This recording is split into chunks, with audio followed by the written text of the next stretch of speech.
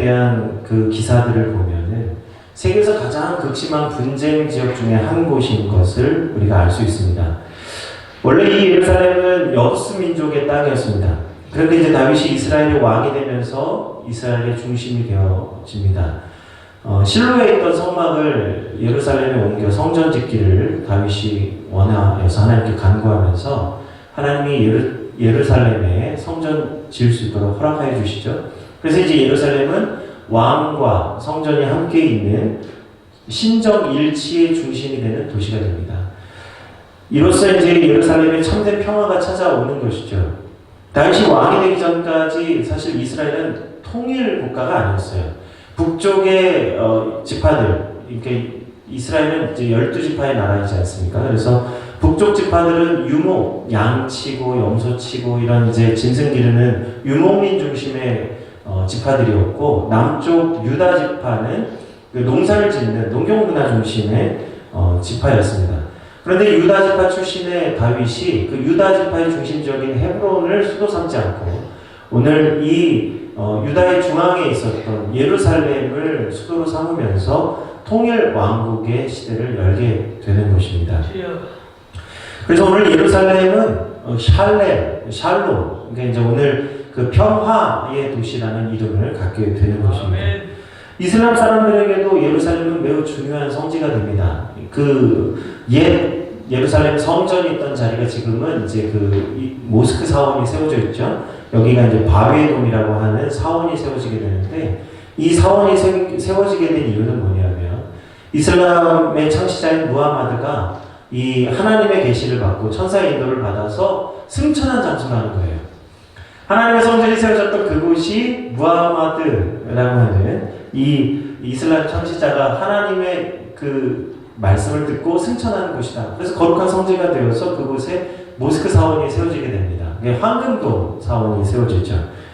오늘 기독교 역시도 예루살렘은 예수님의 순환과 죽음 그리고 부활이 일어난 거룩한 장소가 됩니다. 이렇게 평화의 도시 예루살렘은 각각의 종교들의 거룩한 뜻, 거룩한 평화를 이루는 그 장소가 되어서 이제 각각의 종교에게 거룩한 성지가 되는데, 안타까운 건 뭐죠? 오늘 정치와 종교가 각자의 평화를 구하는 이 예루살렘이 사실은 분쟁의 한가운데 있다는 사실입니다. 각자가 원하는 평화가 각자가 원하는 방식대로 구할 때에 성지이지만 세계 분쟁 지역의 가장 중심지가 되고 있는 것이죠. 오늘 이 예루살렘에 오늘 주님께서 입성하신 것을 기념하는 종려 주일입니다. 예수님께서 예루살렘에 입성하실 때에 예수님이 선지자들이 하신 말씀을 따라서 입성하십니다. 그 말씀이 스가랴 9장 9절의 말씀인데, 시온에 따라 크게 기뻐할지어다, 예루살렘에 따라 즐거이 부를지어다. 내 왕이 내게 임하나니 그는 공의로우며 구원을 베풀며 겸손하여서 나귀를 타나니 나귀의 작은 것 곧 나귀 새끼니라. 오늘 스가랴 9장 9절의 말씀대로 예수님께서는 나귀 새끼를 타고 예루살렘에 입성하십니다. 아멘. 이스라엘 백성들이 예수님이 예루살렘 입성하실 때에 스가랴의 예언대로 오시는 것을 보시고 이가 진정으로 유대인의 왕이다 라고 알게 되었습니다. 그리고 찬송합니다. 다윗의 자손으로 오시는 이여 호산나, 지극히 높은 곳에서 호산나. 하나님께 찬양을 드렸습니다. 아멘. 오늘 이 다윗의 자손에서 오시는 예수님을 바라보면서 유대인의 왕이 될 것, 즉 유대인의 왕, 그 유대인의 왕이 하는 일이 무엇이죠? 자기 백성을 자기 주에서 구원하고 자기 백성을 모든 열방 가운데서 가장 으뜸이 되게 하는 왕이 될 것이라고 생각했어요. 다시 말하면 이 민족을 강하고 능한 민족이 되게 하여 줄 왕이라고 생각한 것입니다. 그러므로 유대인들이 예수님이 예루살렘 입성하실 때에 꿈꿨던 왕은 무엇이냐면 모든 전쟁에 능한 왕이 되어질 것이라고 기대한 거예요. 모든 민족과 싸워서 다 그 전쟁에서 승리하고 이기게 해줄 전쟁에 능한 왕, 그 왕을 기대하는 것입니다. 마치 북한의 김정은이 이 핵을 개발한 이유가 뭐죠? 이 핵을 가지면 어떤 나라도 우리나라를 무시하지 못할 것이다. 그러므로 이제 우리가 이 핵을 가지면 우리 이 북한 땅에 평화가 온다라고 하는 마음으로 핵을 개발하는 것이죠. 다시 말하면 전쟁을 통해서 평화를 이룰 것을 생각하는 그 왕을 꿈꿨다는 것입니다. 그러나 오늘 이스라엘 백성들에게 오늘 하나님 말씀하신 스가랴서 9장 10절의 말씀 가운데 있는 아주 중요한 사실을 하나 놓치고 있는 것이 있어요. 스가랴서 9장 10절 말씀입니다.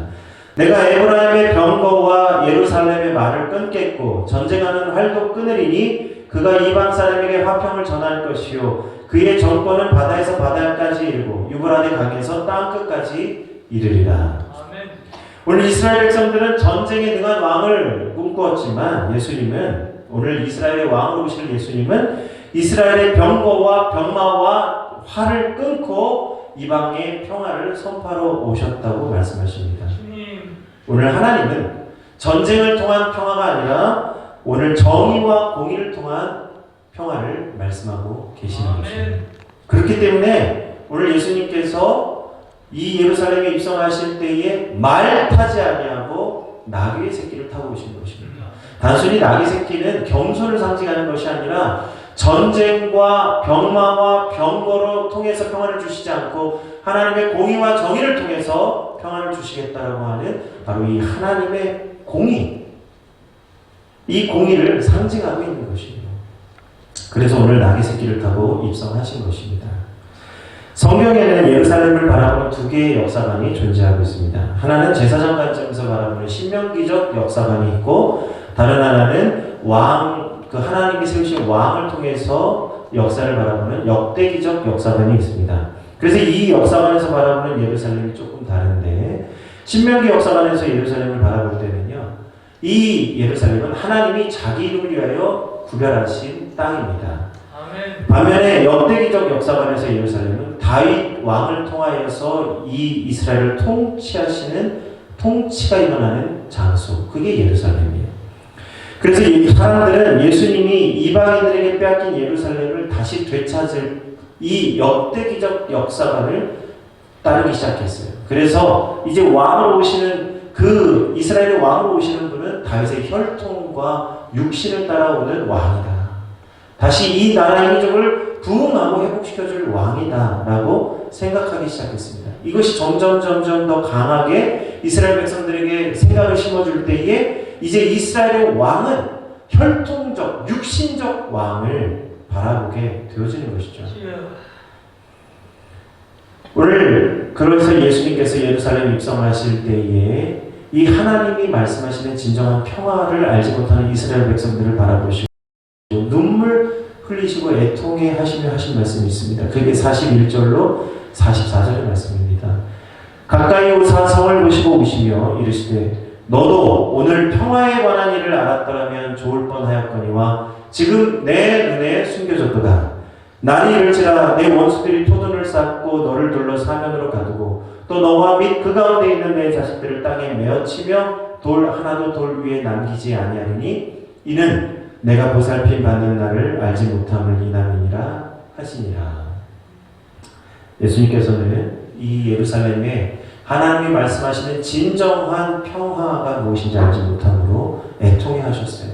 이 일로 인해서 예루살렘의 성에 쌓여있는 돌이 돌 위에 돌 하나도 남기지 아니하고 다 무너지게 될 것이다.